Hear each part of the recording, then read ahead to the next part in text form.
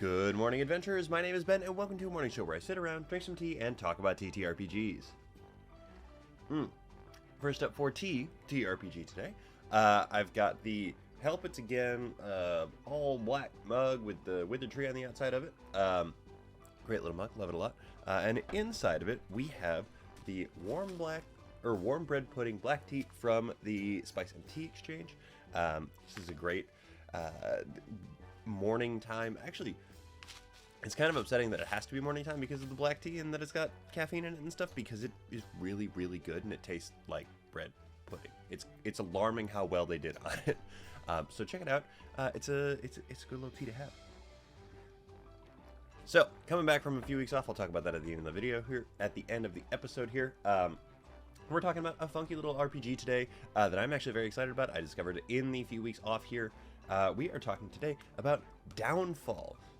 This is a TTRPG that I discovered in the last couple of weeks, and it's really, really interesting. It's very different than anything we've done so far, so I'm really excited to go ahead, crack this open, and get into it. So let's go through our day one questions, comments about it, so that we can just go ahead, plow straight through this bad boy, and get on to the rest of the week here. So first and foremost, what is this game? Downfall is a city building TTRPG wherein you create a civilization and then you execute its downfall.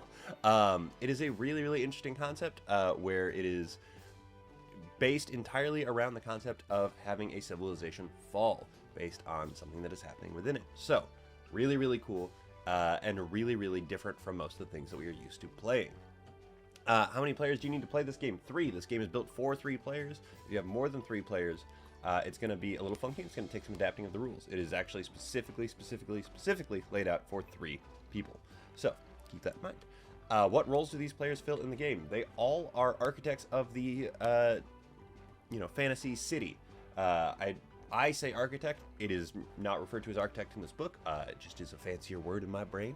That seems like a good idea.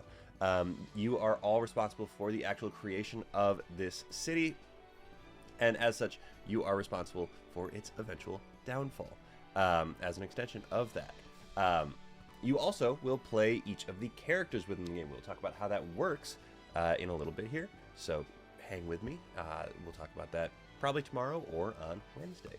How hard is this game to learn to play? The rules for this game. This entire book here is 65 pages long, and the actual rules for it are 50 pages long. So it is pretty straightforward to learn, and your insides look like this. They are probably about half full for the most part. On occasion, you will get more than that. That is my receipt for buying this book. But it is a quick game. It's pretty easy. It is not terribly complicated to pick up and play. You definitely want to sit and actually experiment with it a little bit before you just try and dive into it, just because of the way that the game actually works. It's a little funky, but that's okay. Where can I find the rules for how to play this game? The only place that I have been able to find these rules are in this here book. It is from Less Than 3 Games, or little heart games. So you can get it online. You can get it. I found it actually in a game store when we were traveling, and so that is the only place I've been able to find the rules for it. I don't think they have a quick start anywhere because it's literally just 50 pages long. It's super short. It's the shortest one we've done so far. But if you know of one, please let us know in the comments. And how well does your 5e knowledge transfer to this game? I would say that basically none of your mechanical knowledge from 5th edition is going to transfer to this game. This game does not even use dice. We will talk about that. But the concept of a tabletop RPG, if you have already, sort of established that with 5th edition, you are going to be pretty well set to figure out how this game works. If you're comfortable role-playing, you're going to be able to pick up this game and play it. This is one where I would actually say that GMs and DMs, you might have a little bit of a leg up, because if you are running a homebrew game of any kind, you're used to world building, and that would mean that you are able to, build cities quicker and more effectively on the fly than people who have never done that before. So 5e knowledge will not really transfer to this one. However, knowledge in general will transfer to this game. So make sure you bring that to the table when you actually sit down to try and play it. That is the end of my list of basic questions for this game. A couple of random things that I mentioned but didn't actually go over. Yes, you do not use dice for this game. We will talk about what that actually means when we talk about playing the game and running the game and everything. But you don't need dice for this. All you need are some note cards, really, and you will be good to go. There's also no prep work for it to put in. You are supposed to sit down and fabricate everything with the people around the table, which is really cool.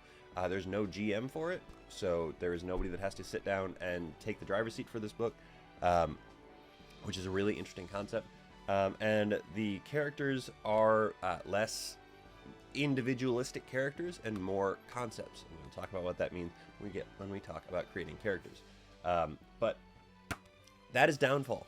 I think it's a really cool game. I think it's a lot of fun. I think that I say it's a lot of fun. I haven't gotten to play it yet, but I think it would be a lot of fun. And I am excited to get to try this at some point here because it's so different from anything that we have talked about, anything I've tried before, and I'm a big fan of that. So go ahead, check this game out. Again, less than 3 games. I've got a link to it in the description of this episode, so if you're interested, check it out there.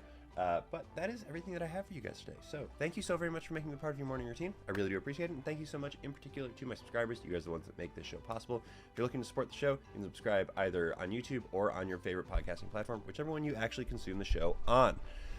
Whew, that was a lot of words. That's okay.